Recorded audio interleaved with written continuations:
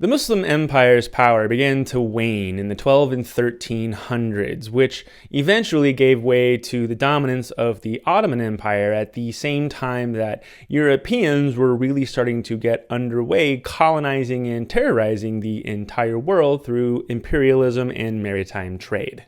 It was towards the end of the 1400s that the first indigenous peoples of Turtle Island discovered Christopher Columbus, who, through his ineptitude and idiocy, immediately labeled them Indians because he did not know where he was. Columbus and those who came after him then set about doing their job, which was stealing from, ethnically cleansing, enslaving, torturing, and genociding the peoples of the lands that some would eventually come to call the Americas. The driving force behind the so-called age of exploration was anything but. Instead, it was almost entirely economic, the advent of early proto-capitalism. The hyper-Christian white supremacist Western European aristocracy and trade class realized that feudalism was failing, and so they must then turn to exploit the rest of the world in order to maintain their lavish lifestyles of excessive cruelty and greed. Somewhere around the 1640s, the Dutch realized that they needed a different word to indicate people who were lesser than them but were not enslaved Africans, and thus the word indigenous came to be. Started using the word to refer to animals and especially plants that were native to a given region, which, ironically enough, is probably why the word has had such lasting power up until today, because if you were to go back to the original Latin root, indigenous means sprung from or born in the land. Part 9 of Start Here, Identity. Stated plainly, identity is an amorphous constellation of concepts that people pull together to decide who they are, where they were born, where their parents were born, their ethnicity, heritage, ancestry, nationality, what they like, what they don't like, their politics, where they stay, and where their grandma stay.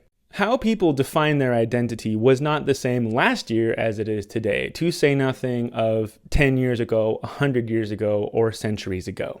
But although the words we use to describe ourselves change, that doesn't necessarily mean that our identity changes. In other words, a colonized people will have always been colonized from the time of invasion, regardless of what word is used to describe their oppression for a given era. Most of my friends who are indigenous will tell you, yes, we identify under that umbrella term, but what I really am is Lenape or Diné or Inupiaq, you know? But part of the staying power of a word like indigenous, at least in 2024, I think, is because of that inherent meaning of not just who was in the land first, but also what is your relationship to that land right now, especially in the face of colonial oppression. As Red Nation puts it, indigeneity is a political condition that challenges the existence and domination of colonial nation-states. In other words, the concept of indigeneity cannot exist outside of the recognition of an imbalance of power. Now, it should be fairly obvious that on my dad's side, I'm not given any authority whatsoever in discussing being indigenous because that side of my family is directly descended from white European Christian colonizers. But the same is true of my Syrian side, despite the fact that my family in the Levant goes back, like I said in my last video, pretty much the whole way on my Tayta side. And the reason that we also don't claim or need to claim indigeneity in the Homsi Governorate of Syria is because there's no colonial power involved, at least not in any recent memory. The lack of that uneven distribution of power is the reason that we do not invoke indigeneity or assert indigeneity in any way. The original founders of Zionism were very clear on the fact that they were deliberately engaging in a colonial project. But within the last 20 years or so, maybe 30 if you're being kind, as landback movements and various other indigenous rights began to gain popularity in the Western progressive mindset, the Zionists co-opted that language too. We've already spent several videos in this playlist discussing why any appeals to history, whether it's archaeological or biblical, appeals to various appropriation or erasure of culture to try and assert some land rights of these invading Zionists are all completely bogus. But there's another factor of indigeneity, which most indigenous people I know will tell you is perhaps even more important, and that is stewardship of the land itself. Of course, being indigenous, like any other identity, involves a complex web of multifaceted factors such as arts, culture, language, and all that. But specifically in the case of Palestine, the cruelty of Zionism toward the land itself is objective and egregious and reprehensible, and particularly insulting in the face of the fact that one of the most common Zionist claims as justification for their colonial project and ethnic cleansing is that they were the ones who made the desert bloom. Many of my Jewish friends are now horrified to learn that the trees they had planted in their names as children in Israel by the JNF were not native species of pines. The needles are acidic and destroy the soil, and they are usually planted on the remains of old destroyed Palestinian villages to try and erase the fact that they were ever there at all. Much of Palestine isn't considered a desert, especially in the northern half. It's a particularly fertile Mediterranean climate, which is why so many Palestinians were able to make a great living as farmers.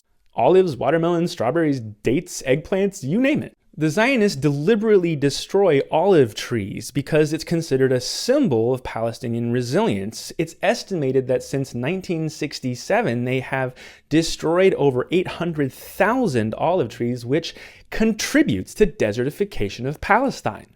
It took the Zionists decades just to even reach a fraction of the amount of fertile land that the Palestinians had cultivated due to the level of destruction that they had enacted after the 1940s and 1960s. In the southern half of Palestine, which is more of a desert, the Bedouins had cultivated the area using terraces, dams, canals, wells, and cisterns, much of which was destroyed by Zionists. Basically, an important part of Zionist greenwashing is planting what they think should grow in Palestine, not listening to the land and plant what actually will grow there, because they are creating a myth, a thing that does not exist, right down to the plants they try and make. The forests and parks that they try to sustain there are utterly unsustainable, require an incredible amount of wasting water, and recently one study referred to their planted forests as pine deserts, which to me is just poetry. These pine deserts are so bad and get so dry that they are all considered wildfire risks, which any of my homies from Northern California, that type of completely inept green colonialism should sound very familiar.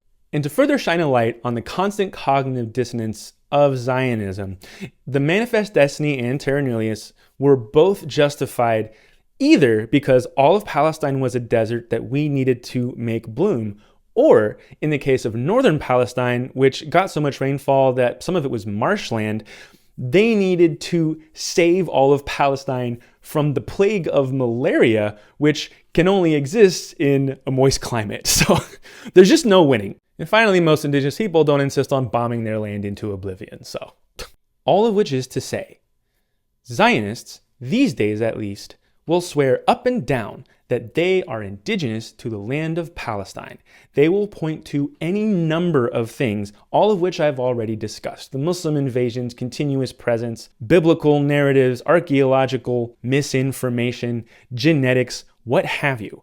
But the reality is, their position at the top of an imbalanced power hierarchy, their wildly genocidal colonial project, the incredible disrespect and ineptitude they have for maintaining or stewarding the land they're on, that they invaded, that they stole, means they don't get any more claim to indigeneity than I do. Okay, this was Start Here, part 9 on identity. I'm Syrian-American Paul Nabil coming to you from Lenni Lenape land. Next up, the fall of the Ottoman Empire.